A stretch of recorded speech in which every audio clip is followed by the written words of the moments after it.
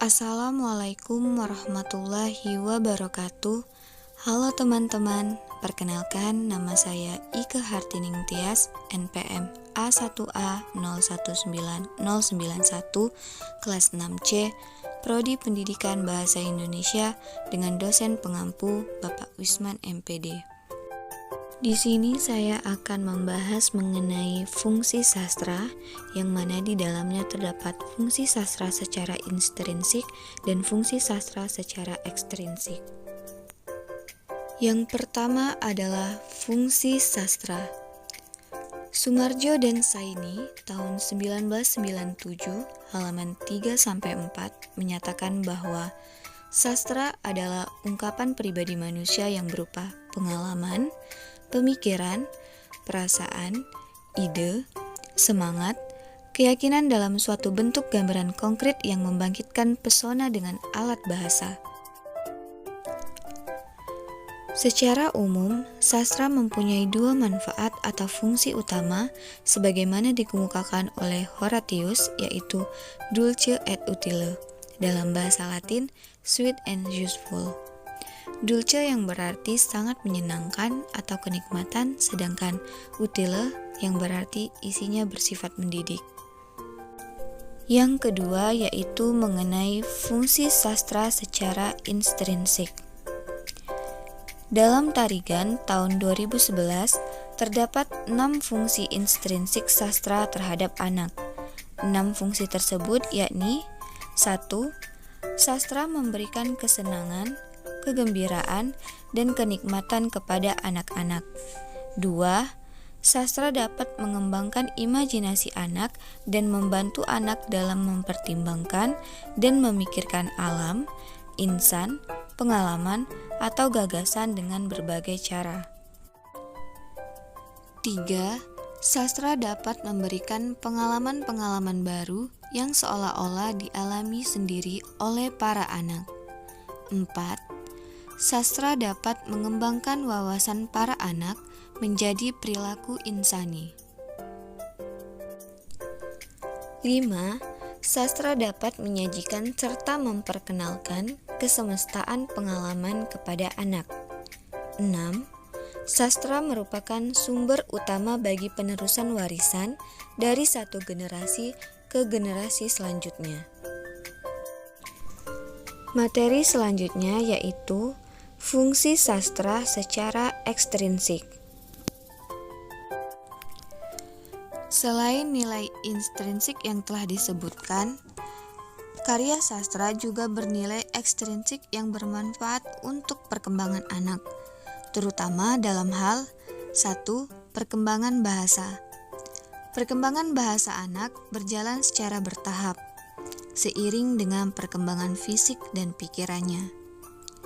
Kematangan berpikir sangat menentukan perkembangan bahasa anak.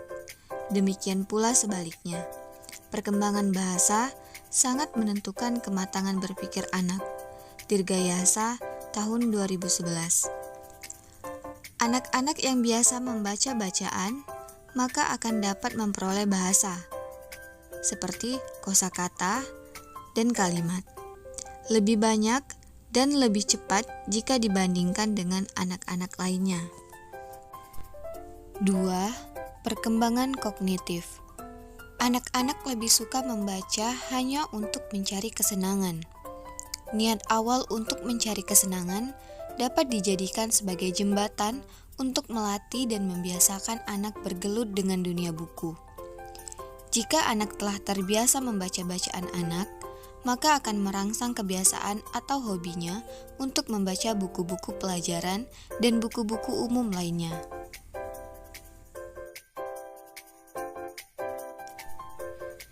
3.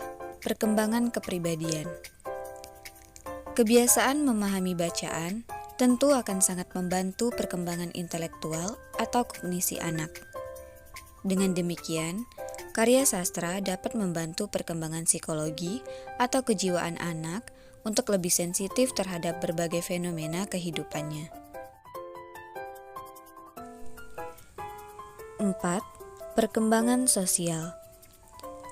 Sastra yang terwujud untuk anak-anak Selain ditujukan untuk mengembangkan imajinasi, fantasi, dan daya kognisi yang akan mengarahkan anak pada pemunculan daya kreativitas, juga bertujuan mengarahkan anak pada pemahaman yang baik tentang alam dan lingkungan, serta pengenalan pada perasaan dan pikiran tentang diri sendiri maupun orang lain. Dan yang kelima adalah membandingkan daya imajinasi anak. Secara leksikal, kata imajinasi memang dapat diartikan sebagai hayalan. Namun, imajinasi dalam karya sastra tidaklah sepenuhnya berisi hayalan tanpa ada kaitannya dengan realitas. Imajinasi dalam karya sastra tidak lain hanyalah sebuah media untuk mengekspresikan pikiran dan perasaan pengarangnya. Oleh sebab itu, esensi dan substansi imajinasi dalam karya sastra adalah realitas kehidupan. Sastra biasanya dikemas dalam bentuk yang ringan dan mudah dipahami oleh anak. Begitu banyak jenis-jenis cerita anak dalam bentuk fiksi ataupun non-fiksi. Jenis-jenis ini pun terbagi dalam beberapa genre lagi. Ada beberapa alasan perlunya pembicaraan genre, yakni 1. Memberikan kesadaran kepada kita bahwa pada kenyataannya terdapat berbagai genre sastra anak selain cerita atau lagu-lagu bocah yang telah familiar, telah dikenal dan diakrabi. 2. Elemen struktur sastra dalam tiap genre berbeda. Dan 3. Memperkaya wawasan terhadap adanya kenyataan sastra yang bervariasi yang kemudian dapat dimanfaatkan untuk memindahkannya bagi anak. Sastra anak pada dasarnya ingin menyajikan bacaan yang bermanfaat untuk anak.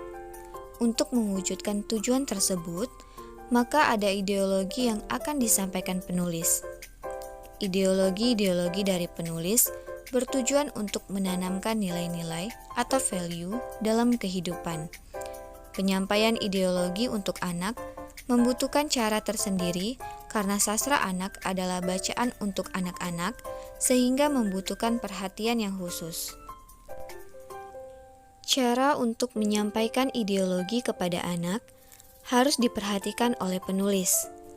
Hal itu disebabkan oleh sifat ideologi yang tidak dapat disampaikan secara terpisah-pisah. Selain itu, harus diingatkan pula bahwa karya itu harus mengandung ideologi secara utuh. Untuk itu, ideologi harus menyatu dalam pemilihan kata-kata, susunan kalimat, narasi, plot, penokohan, pengkhianatan cerita, dan solusi cerita. Untuk lebih jelasnya, bahwa ideologi sastra anak menyatu dengan unsur intrinsik sastra. Kesimpulan, karya sastra mengandung aspek-aspek kultural, bukan individu. Benar, karya sastra dihasilkan oleh seorang pengarang, tetapi masalah-masalah yang diceritakan adalah masalah-masalah masyarakat pada umumnya.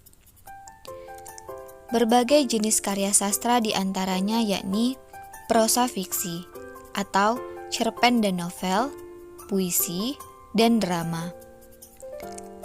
Karya sastra tersebut dikatakan sebagai karya sastra yang estetik dikarenakan adanya faktor-faktor yang menunjang karya tersebut. Faktor-faktor penunjang karya sastra adalah unsur-unsur pembangun karya sastra itu sendiri. Unsur pembangun tersebut antara lain yakni unsur intrinsik dan unsur ekstrinsik. Fungsi sastra secara intrinsik diantaranya yakni 1. Sastra memberikan hiburan, kesenangan, kegembiraan, dan kenikmatan kepada anak. 2.